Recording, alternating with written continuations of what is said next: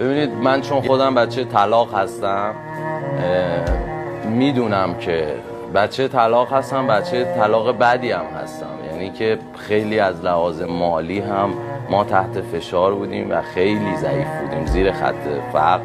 حتی کمیته امداد هم با من و مادرم فرم پر کرده بودیم برای کمک. چقدر تو آدم بزرگی هستی که به این روشنی داری میگی. حالا که خودت گفتی من میخوام آمار بدم از سوپرمارکت کار کردن. بله اوکیه، این چیزا آر نیست به نظر من. هر کسی که رو پای خودش وایساده باشه و کارگری کرده باشه، کارگری به نظر من با غیرت ترین کاره. چون یه مرز بین کارگری و فساد. میتونی کارگر باشی، میتونی بزنی تو کار دزدی کنی.